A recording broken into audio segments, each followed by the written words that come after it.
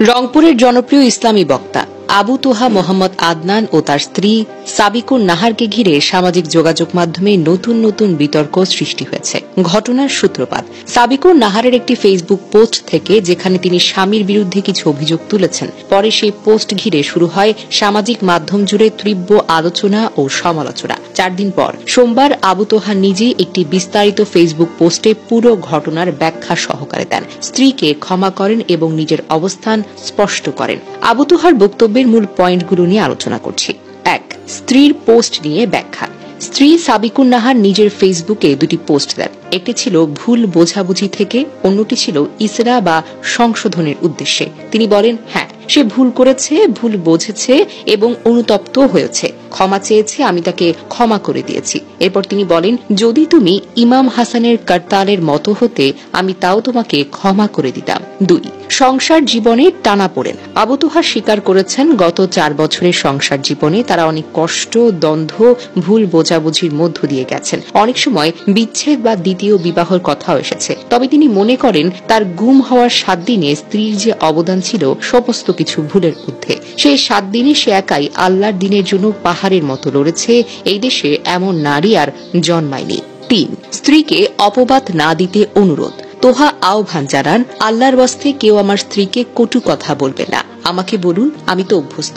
তিনি বলেন, তিনি দীর্ঘদিন ধরে অপবাদ, গালি, মৌলবাদী এইসব শব্দের সাথে পরিচিত, ধৈর্য ধরেছেন। তার মতে, মানুষের অপবাদ কিয়ামতে তার গুনাহ বাড়াবে আর তার নিজের গুনাহ মাফ হবে। 4. তার ফোন হারানো ও পেজ পোস্ট নিয়ে ব্যাখ্যা।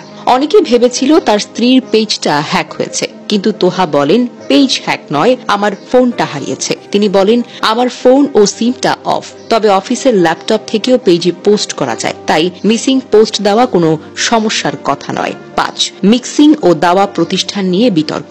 স্ত্রী সাবিকুন নাহারের পোস্টে ইঙ্গিত ছিল যে তোহার প্রতিষ্ঠানে পুরুষ মহিলার অবাধ মেলামেশা হয়। তোহাইটি পুরোপুরি অস্বীকার করে বলেন, তার প্রতিষ্ঠানে পুরুষ ও নারীদের জন্য আলাদা ব্যবস্থাপনা রয়েছে। সাপ্তাহিক তালিম শেষে কেউ যদি মাহারাম সহ দেখা করে, এটা অস্বাভাবিক নয়। তার আহলিয়া স্ত্রীর ভাইয়েরাই এই প্রতিষ্ঠানটির দায়িত্বে আছে। এই ধরনের অভিযোগ মিথ্যা ও দাওয়া বিরোধীদের ষড়যন্ত্র। 6. অতীত জীবন নিয়ে স্বীকারোক্তি। আবু তোহা নিজের অতীত স্বীকার করে বলেন, আজ থেকে 15 বছর আগে আমি জাহেলিয়াতে ছিলাম, ভালো লেভেলের ক্রিকেটার ছিলাম, ইংলিশ পড়ুয়া পরিবেশের ড্যাম গুড লিড গিটারিস্ট কাম ভোকাল ও ব্যান্ড ছিল, স্পোর্টসম্যান ছিলাম। পরে তাবলিগ জামাতের মাধ্যমে দিনে ফিরে আসলাম। 7. স্ত্রী ও বিবাহ বিষয়ক স্পষ্টতা। তিনি বলেন, তিনি শুধু বৈধ বা হালাল বিয়েতে বিশ্বাসী। তার 2টি স্ত্রী রয়েছে, উভয়ই বিয়ের মাধ্যমে, কোনো হারাম বা গোপন সম্পর্ক নেই বলে দৃঢ়ভাবে দাবি করেন। সাবিকুন নাহারের অভিযোগকে ভুল বোঝাবুঝি হিসেবে ব্যাখ্যা দেন। 8. দিনের পথে স্থিত থাকার আহ্বান। তিনি স্ত্রীকে উদ্দেশ্য করে বলেন, তুমি না থাকলে আমার কলব থাকলেও রূহ থাকবে না। আবার বলেন, আমি তোমার কোনো কিছুর বিনিময়ও হারাতে চাই না, যতই কষ্ট দাও না কেন তুমি আমাকে। শেষাংশে তিনি ক্ষমা ও ইসলাহ ও শাহাদাতের দোয়া করে লেখেন, মহান আল্লাহ আমাকে শাহাদাতের মওত দান করুন।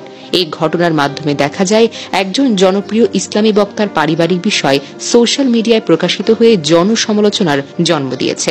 আবু তোহার বিষয়টি ধর্মীয় ও আত্মসমালোচনামূলক ভঙ্গিতে তুলে ধরেছেন, স্ত্রীকে ক্ষমা করেছেন এবং দিনের প্রতি নিজের অঙ্গীকার পূর্ণ ব্যক্ত করেছেন। অন্যদিকে এই ঘটনা ব্যক্তিগত জীবন ও সামাজিক মাধ্যমে প্রকাশের সীমা কোথায় থাকা উচিত, সেই প্রশ্নও এখন সামনে এসেছে। অনেকে এটিকে দ্বীনি সম্পর্কের মানবিক দিক হিসেবে দেখেছেন, আবার কেউ কেউ তো দাওয়ার মর্যাদা নষ্টের কারণ বলেও সমালোচনা করেছেন।